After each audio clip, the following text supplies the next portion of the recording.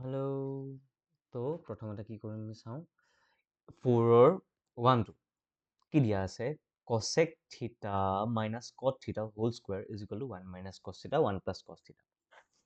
এইটো প্ৰুভ কৰিবৰ কাৰণে প্ৰথমতে আমি এপ্ৰ'চটো কি ল'ম একদম চবতছে একদম ইজিয়েষ্ট ৱে হৈছে যে যিকেইটা দিয়া থাকে সেইকেইটাক চাইন বা কচলৈ লৈ যোৱা।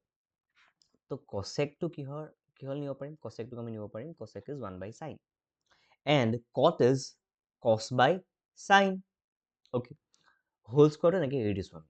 এতিয়া মন কৰিব লাগে তলত ডিনমিনেটৰত চাইন থিটা ছেইম বস্তু আছে।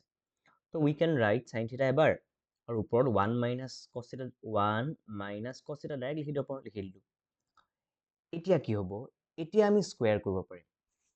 তো এই স্কুৱেৰটো আমি ওপৰৰ ইয়াতো দি দিলোঁ আৰু তলৰ চাইনৰ ওপৰত দি দিলোঁ চাইন স্কুৱেৰ বুলি দি দিলোঁ। তলৰটো হৈ গ'ল চাইন স্কুৱেৰ থিটা ওপৰটো হৈ গ'ল 1 মাইনাছ cos থিটা হোল স্কুৱেৰ।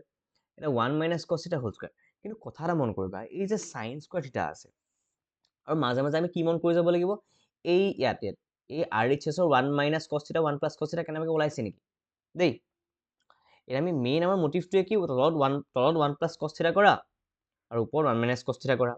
তো এটা চাব লাগিব যে এই চাইন স্কুৱাৰটো যে আছে ইয়াত আমি কিবা আইডেণ্টিটি ইউজ কৰিব পাৰোঁ নেকি। তো মই ইয়াত ছাইডত লিখিয়ে দিছোঁ যে ইউজিং আইডেণ্টিটি চাইন স্কুৱেৰ থিটা প্লাছ cos স্কুৱেৰ থিটা ইজ ইকুৱেল টু 1। ইয়াৰ পৰা কি কৰিব পাৰিম এই যে চাইন স্কুৱেৰ সেইটো আছে সেইটোক আমি লেফ্ট ছাইডে ৰাখি থৈ পেলাই cos স্কুৱেৰ থিটাটোক ৰাইট ছাইডে লৈ যাম। It's become 1 minus cos square theta. Then এই চাইন স্কুৱেৰ থিটাৰ জাগাত মই এই যে 1 মাইনাছ cos থিটা পালোঁ যে 1 মাইনাছ cos থিটা পালোঁ যে এইটো 1 মাইনাছ cos স্কুৱেৰ থিটা 1 মাইনাছ cos স্কুৱেৰ থিটা পালোঁ যে সেইটো আনি পেলাই আমি পুট কৰি দিম। ঠিক আছে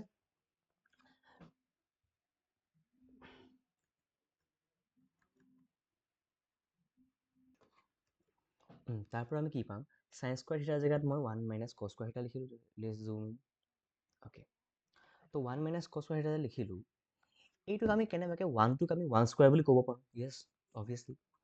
তো 1 স্কুৱেৰ মাইনাছ cos স্কুৱেৰ থিটা এইটো কেনেকুৱা টাইপৰ বস্তু আহিলে এইটো আহিলে a square minus b square টাইপৰ ফৰ্মুলা য'ত আমি লিখিব পাৰিম a plus b into a minus b য'ত a স্কুৱেৰ হৈছে আমাৰ 1 স্কুৱেৰ b স্কুৱেৰ হৈছে আমাৰ cos স্কুৱেৰ। চ' a মানে হ'ব 1 b মানে হ'ব cos থিটা। নাও আৰু ওপৰত কি কৰিলোঁ চাব লাগে ওপৰত যে 1 মাইনাছ cos থিটা আছে হোল স্কুৱেৰ আছে। তো হোল স্কুৱেৰটোক মই কি কৰিলোঁ 1 মাইনাছ cos থিটা ইনটু 1 মাইনাছ cos থিটা দুবাৰ লিখি ল'লোঁ। হোল স্কুৱেৰ আছে ন দুটা ভাগত ভাগ কৰি পেলালোঁ। এতিয়া কি হ'ব এই যে তলৰ যে denominator 1 square minus cos square থিটা আছে সেইটোক মই a plus b a minus b লিখিবলৈ যাওঁতে কি হ'ব 1 plus cos theta 1 minus cos থিটা।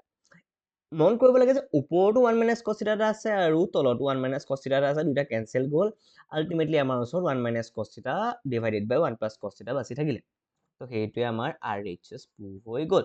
বেচিকেলি কি কৰিব লাগে একদম ইজি ৱেত চাইন আৰু কচলৈ যেনেকৈ পাৰি তেনেকৈ লৈ যাব লাগে। তাৰপাছত এলচিএম লৈ পেলাই বা আইডেণ্টিটি ইউজ কৰি পেলাই মিলাই থাকিলে আমাৰ আনচাৰটো ওলাই যায়। তো এইটো যদি আমি বাৰে বাৰে 2 3 4 বাৰ প্ৰেক্টিছ কৰোঁ এইটো মনটো থাকি যাব। ঠিক আছে অ'কে।